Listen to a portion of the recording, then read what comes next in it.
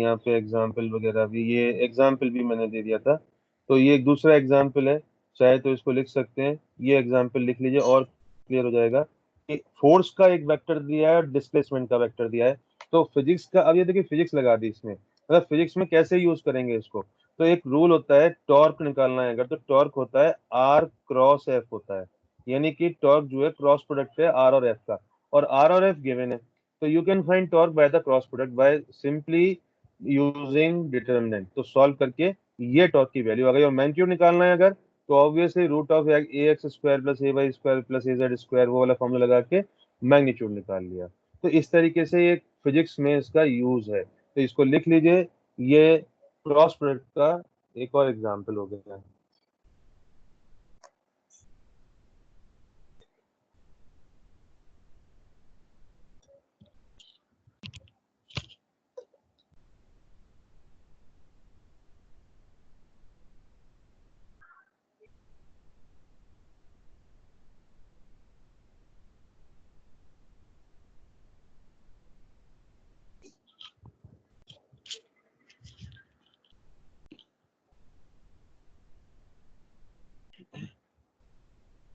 हाँ लिखा बेटा।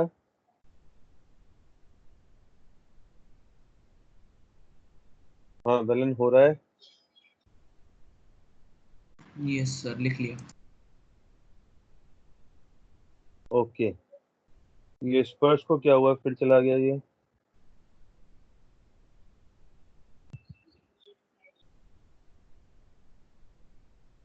अच्छा अब देखिए, अभी मैं आपसे ऊपर बात कर रहा था बार बार कि ये क्रॉस प्रोडक्ट जो है एंटी कम्यूटेटिव है, डॉट प्रोडक्ट कम्यूटेटिव है। तो उसकी सारी प्रॉपर्टीज हम एक साथ लिख पा रहे हैं यहाँ पे, ठीक है। तो ये आप देखिए हेडिंग है, properties of dot and cross product. क्या क्या प्रॉपर्टीज हैं ये बताया है। तो पहले लिखा है हमने डॉट प्रोडक्ट की प्रॉपर्टीज, ठीक है। तो देखिए डॉट प्रोडक्ट की क्या क्या प्रॉपर्टीज होती हैं। ये पहला पॉइंट यहाँ से, कि इट इज कम्यूटेटिव। कम्यूटेटिव का मतलब है कि अगर ए डॉट बी लिखा है, that will be equals to B dot A, चाहे कुछ भी निकालो आप। ए, जैसे यूं समझो, ध्यान से समझना बेटा, कि अगर ए बी का भाई है, then we can say B A का भाई है, ठीक है। वेलन ठीक है, गॉट इट। Yes sir. अगर मैंने कहा ए बी का फादर है, देन बी ए का फादर है, ये तो हो नहीं सकता। इसका मतलब ये रिलेशन हर जगह नहीं लगेगा। मतलब ऐसा नहीं कि हमने भाई पे लगा दिया। अब मान लो ए बी की बहन है, तो बी ए की बहन थोड़ी होगी, हो भी सकती है, और बी भाई भी हो सकता है ना। खैर, तो कुल मिला के समझाने का एक तरीका है, but A dot B equal to B dot A, दोनों का मतलब एक ही है। That is called commutative. उसके बाद डिस्ट्रीब्यूटिव।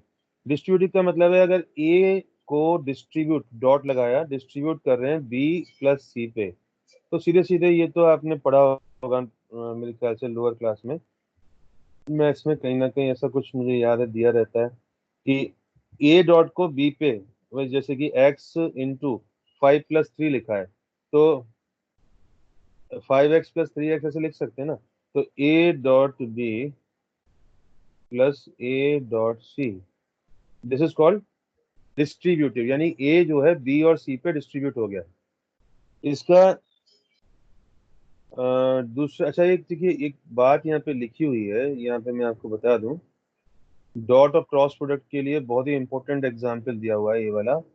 और ये आपने कभी सपने में भी नहीं सोचा होगा आप जब से पढ़ रहे हो। इवन मैं अभी अगर इसको ना बताऊं और पूछूं आपसे, तो कभी भी बच्चे इसको आंसर नहीं कर पाते। और ये फिजिक्स में डॉट और क्रॉस प्रोडक्ट कैसे काम करते हैं उसका एग्जाम्पल है। तो यहाँ पे जैसे आप सब बचपन से पढ़ते आ रहे हैं कि जो वॉल्यूम है वो क्या होता है। देखिए यहाँ पे जरा समझ लेते हैं उसको, है ना, अच्छे से देखो, दिमाग इधर लगा के पूरा समझो उसको। हमने पढ़ा है वॉल्यूम जो है एरिया इंटू हाइट होता है। सपोज करो मैंने कहा एक बॉक्स है मेरे पास, ये चलो 3D में बना देते हैं। तो ये फिजिक्स कैसे अप्लाई हो रही है डॉट और क्रॉस प्रोडक्ट का, वो बेहतर एग्जाम्पल हम ले रहे हैं यहाँ पे, ठीक है। फिजिक्स का एक बेहतरीन एग्जाम्पल है ये, कि डॉट और क्रॉस प्रोडक्ट कैसे काम करते हैं। देखो 3D ले लिया हमने, इसमें ये है हाइट और ये है मान लो नीचे का सरफेस एरिया ए है इसका, मतलब बेस एरिया ए है, या फिर लेंथ और ब्रेड्थ, सपोज ये लेंथ है और ये ब्रेड्थ है ऊपर की, ये वाली ब्रेड्थ है, चलो ऐसे लिख दिया। हम जानते हैं एरिया होता है लेंथ इंटू ब्रेड्थ होता है, या यहाँ पे हाँ एल और ब्रेड्थ, ठीक है, एल एल इंटू बी। अब बताओ मुझे पहले कि एरिया कैसी क्वांटिटी है। अच्छा नहीं, बताओ कैसी क्वांटिटी है, पढ़ा था हमने शुरू शुरू में पढ़ा था स्केलर क्वांटिटीज और वेक्टर क्वांटिटीज में। तो एरिया कैसी थी, स्केलर थी कि वेक्टर थी या टेंसर थी, तीसरी पढ़ी थी हमने टेंसर। तो एरिया कैसी क्वांटिटी है बेटा।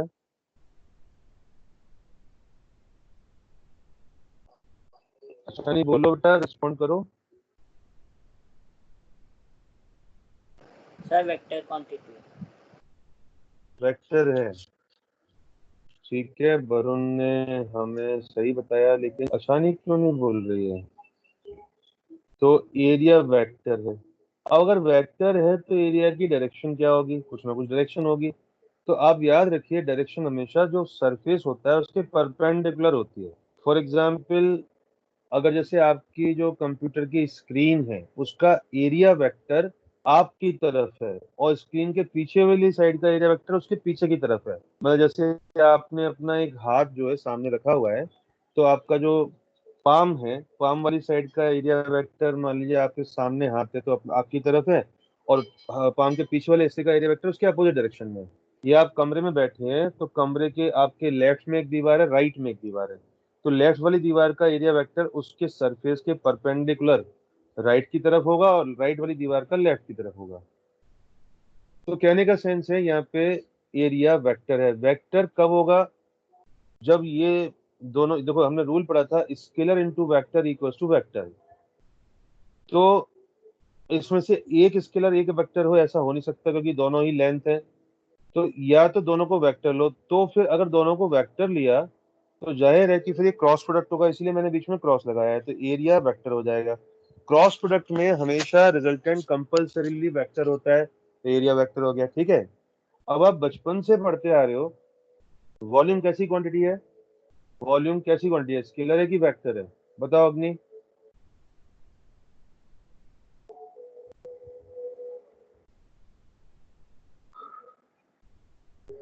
अग्नि बोलो, स्केलर मतलब वॉल्यूम जो है स्केलर है या वेक्टर है। Sir scalar. स्केलर है, बिल्कुल ठीक है। तो हमने कहा वॉल्यूम अगर स्केलर है तो एरिया इनटू हाइट होता है वॉल्यूम। अब आपने कभी सोचा भाई, आपने तो एरिया, इसीलिए बच्चों को शायद बचपन से क्या पढ़ाया जाता है या क्या लेते हैं, वो एरिया को स्केलर ले लेते हैं। लेकिन यहाँ पूरा 11th पूरा 12th आप फिजिक्स में जितना भी कुछ पढ़ेंगे, उस जितने भी फॉर्मूला में एरिया आएगा हर जगह वो वेक्टर के फॉर्म में ही आएगा। तो यहाँ पे एरिया अगर वेक्टर है तो इसका मतलब मुझे वॉल्यूम को स्केलर करने के लिए एच को भी वेक्टर करना पड़ेगा, तभी तो डॉट प्रोडक्ट स्केलर हो सकता है। तो इसका मतलब एरिया और हाइट का डॉट प्रोडक्ट वॉल्यूम होता है, और एरिया की वैल्यू होती है एल क्रॉस बी, तो I can write B is equal to L cross B dot H. ये इसका सही फॉर्मेट है वॉल्यूम का, जो आज तक कभी भी किसी ने नहीं बताया हुआ था कि आपने पहले स्केलर वेक्टर पढ़ा ही नहीं है।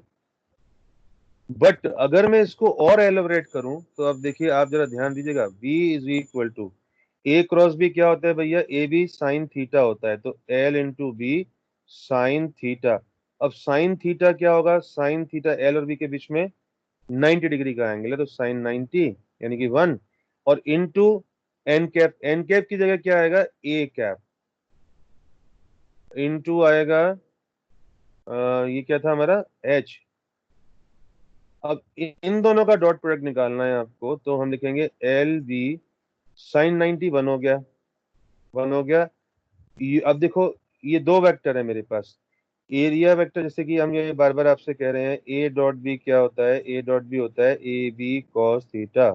ओके, अब एरिया वेक्टर का, जैसे यहाँ पे मैं इसको अलग कलर से दिखाता हूँ, जो इस बॉक्स का फ्लोर है वो हम एरिया ले रहे हैं, जैसे ये मैं इसको अलग कलर ग्रीन कलर से शेड कर दिया मैंने इसको, ये एरिया है। इसका वेक्टर किधर होगा, इसका वेक्टर होगा ऊपर की तरफ ऐसे, सरफेस के परपेंडिकुलर, ये एरिया वेक्टर ए कैप हुआ। अब आप देखिए ए कैप ऊपर है और एच की तरह वो भी ऊपर है, तो दोनों के बीच में एंगल कितना बन रहा है? दोनों के बीच में एंगल बन रहा है 0 डिग्री।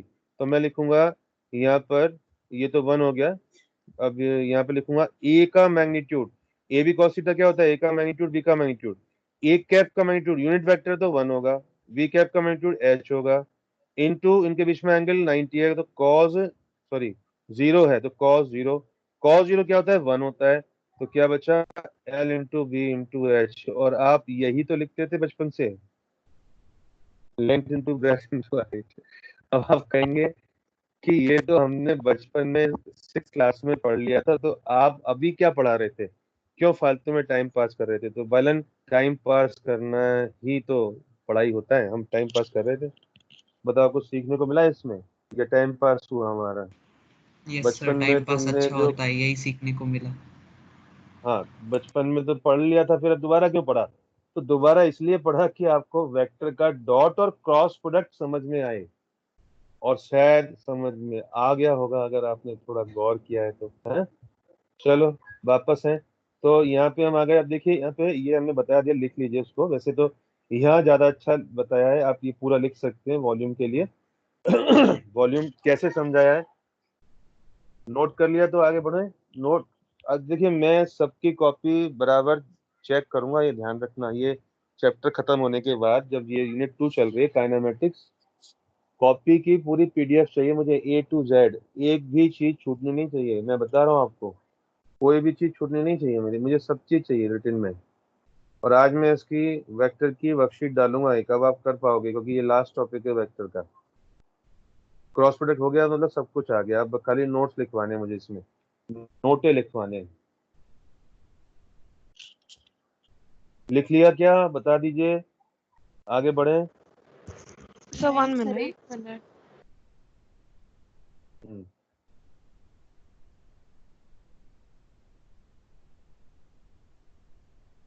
अच्छा मानसी मैसेज करके जवाब दे रही है मुझे, अब दिखा। वो बोल नहीं पा रही, माइक खराब है उसका। उसको ठीक करवा लो बेटा, क्योंकि जरूरत पड़ती है बहुत, तो कुछ ना कुछ प्रॉब्लम कहीं माइक क्या फोन में या कंप्यूटर लैपटॉप में, किस में दिक्कत आ रही है? क्योंकि नहीं तो एक काम करो, उसको नॉर्मली अगर माइक चल रहा था अचानक बंद हो गया, तो थोड़ा सा फोन को या लैपटॉप को धूप में ले जाके रख दो। इस समय तेज धूप निकली हुई है, और 1 घंटे उसको धूप में रहने दो। थोड़ा उसको मॉइस्चर कहीं ना कहीं बैठ जाता है मोस्टली, इसलिए ये चीजें काम करना बंद कर देती हैं। तेज धूप में उसको रख दो, प्रोबेबली सही हो जाएगा। अगर तुमने उसमें कुछ पानी खाना वगैरह नहीं गिरा दिया है तो सही हो जाएगा।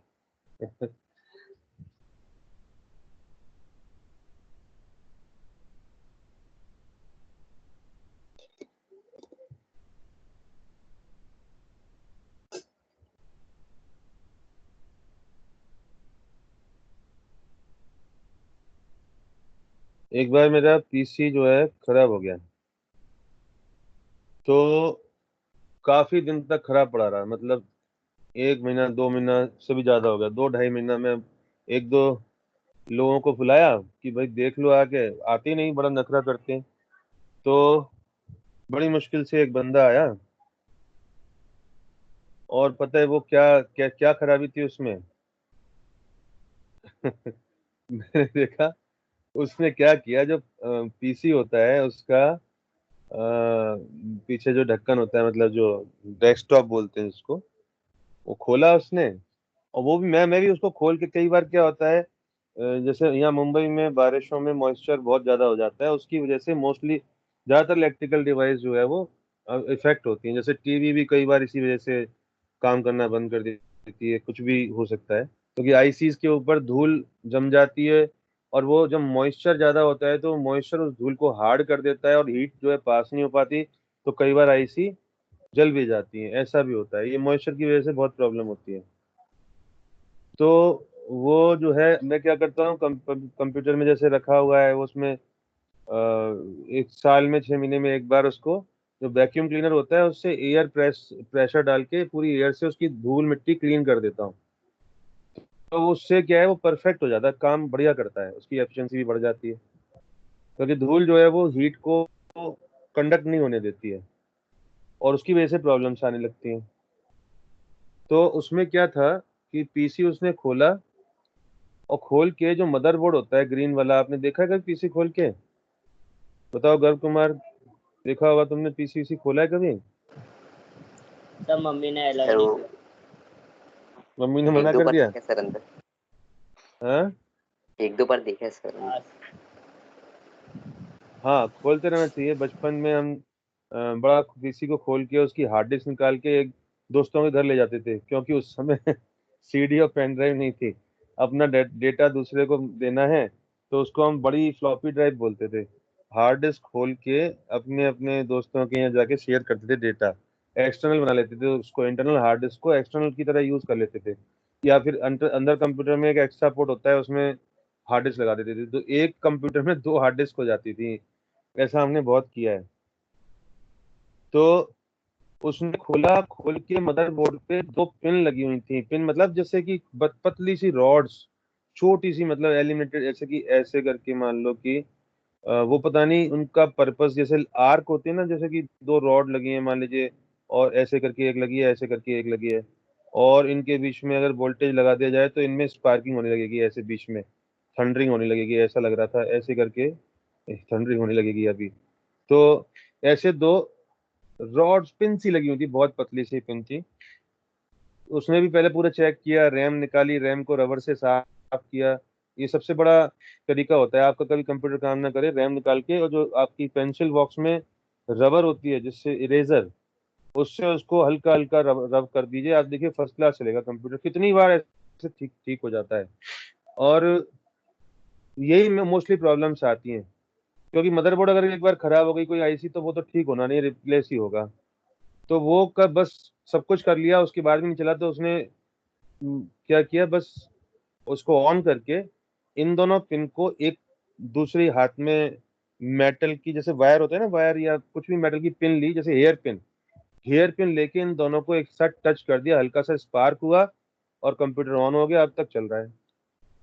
तो वो क्या होता है, चार्ज एक्यूमुलेट हो जाता है किसी कारण से, और वो चार्ज जो है प्रॉपर फ्लो को रोक देता है, कैप्स्टर बन जाता है ये एक्चुअली।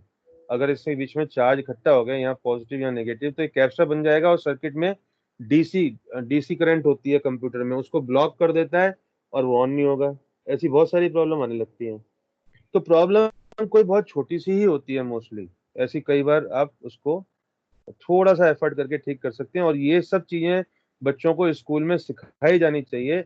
और उसके लिए पीरियड भी होता है जिसको बोलते हैं वर्क एक्सपीरियंस, बट उसमें बच्चे कुछ एक्सपीरियंस कर नहीं पाते हैं, जैसे सर दीदी ने वर्क हमको बताया भी। एक्सपीरियंस में सिर्फ ओरिगामी होता है और स्क्रैप बुक बनाना होता है, बस इतना मालूम है मुझे। क्या क्या, स्क्रैप बुक और दूरीगामी? हाँ, दूरीगामी क्या है? Origami origami. अच्छा, ओरिगेमी। ओरिगेमी मतलब क्या, वो तुम स्पाइस की बात कर रहे हो? अरे नहीं, नहीं वो सर नहीं, वो फोल्ड शीट करके, पेपर पता नहीं, फोल्ड पेपर कर कुछ। करके उसको बनाते हैं ना कुछ कुछ। क्या चीज फोल्ड करके? पेपर को अलग अलग paper? Shape sir glace fold paper को फोल्ड करके। करके क्राफ्ट जो पेपर, बनाते हैं। Craft paper. अच्छा हाँ, अच्छा, वो फ्लावर टाइप की डिजाइन जैसे यस बनाते हैं सर। वो? हाँ हाँ। वो मतलब आपको वर्क एक्सपीरियंस में ये सिखाया जाता है? हाँ सर। और सर फिर तो वरना एक बार सर्किट लाई थी मैम, खुद खोली, हाँ। खुद दिखाई। हम्म। सर्किट में यही होता है, वो तो हम घर पे मैकेनिक आता है तब भी देख लेते हैं। अब चलो ठीक है। नाम क्या है तुम्हारी मैडम का? मतलब चली गई अभी दिव्या, वो। है? चली गई दिव्या अभी वो। सिंह सर। पहले थी।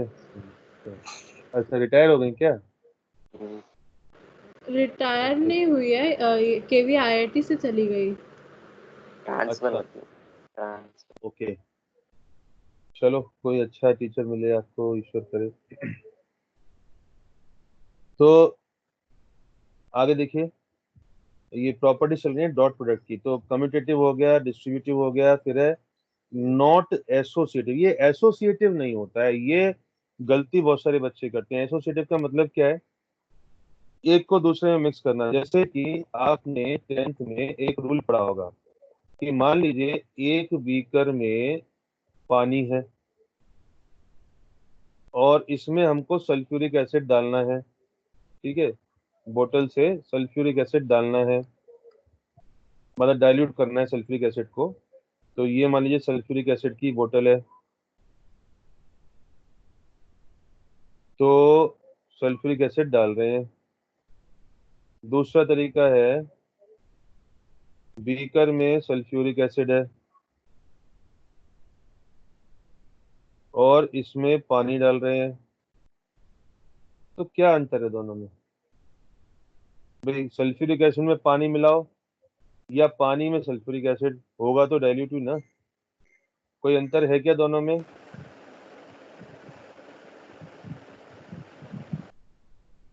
बताइए। ये 10th क्लास हाँ सर, लास्ट 10th में पढ़ाया था सेकंड चैप्टर केमिस्ट्री। में है, आपकी बुक का सेकंड चैप्टर है, उसमें है। अभी मैं क्या है 10th के बच्चों को भी धीरे धीरे पढ़ाना शुरू कर रहा हूँ, क्योंकि मुझे 11th में इतनी प्रॉब्लम ना हो इसके लिए, क्योंकि मुझे आधी से ज्यादा 10th तो वैसे ही पढ़ानी पड़ती है, इससे बढ़िया 10th में ही पढ़ा लूँ तो 11th में कम से कम स्मार्ट बन के तो आए। बोलो, दोनों में क्या अंतर है बेटा वरुण? इनमें से एक प्रोसेस करेक्ट है, करना चाहिए, सर दूसरा गलत ऊपर है। वाला एसिड सही है, नीचे वाला गलत है। वो एसिड को हाँ पानी में सर डाल वही। सकते हैं सर। और वो ये भी सही है, वॉल के साइड से डालते सर। ये गलत है। हाँ, वो तो अब मेरा, अब कितना अच्छा ड्राइंग बनाऊं, इतना अच्छा अच्छा बना के थक गया मैं। नहीं तो सर, मैं बता रहा हूँ आप वैसे ही। हाँ, नहीं तो इसका मतलब तुम्हें याद है। तो इसका मतलब ये है कि बहुत स्लोली स्लोली पानी में एसिड डालते हैं, क्योंकि इससे हीट निकलती है बहुत तेजी से, और एसिड में पानी डाल दिया तो ब्लास्ट हो जाएगा। तो इसका मतलब इसको हम ये कहेंगे कि this process of mixing acid into water is correct, but the process of mixing water into acid is not correct. इसका मतलब ये प्रोसेस एसोसिएटिव नहीं है, मतलब ऐसा नहीं कि किसमें किसी में भी कोई भी चीज डाल दो। इसका मतलब वो एसोसिएटिव नहीं है ये प्रोसेस। मिक्स मतलब डाइल्यूट करना सल्फ्यूरिक एसिड को is not the associative process. आपको यही फॉलो करना है, आपको ये नहीं करना है। तो इसका सर मतलब वो कह रहा है। हाँ, सर इसके बाद रोक सकते हैं, दीदी आ गई है आज, वो बुला रहे हैं। अच्छा अच्छा, आज तुम हैप्पी रक्षाबंधन मनाने वाले हो, ओके। तो फिर बढ़िया है, तुम्हारी दीदी मुंबई में ही रहती है तो तेरे बड़ी अच्छी बात है। और तुम सर अब, नहीं, गुजरात में रहती है, आई है। अरे बाप रे, इतनी दूर से, वेरी गुड। चलो खत्म करते हैं इसको, अभी बस इसको पूरा कर ले और फिर तुम खूब सारी मिठाई खाना। मैं बहुत मिस कर रहा हूँ।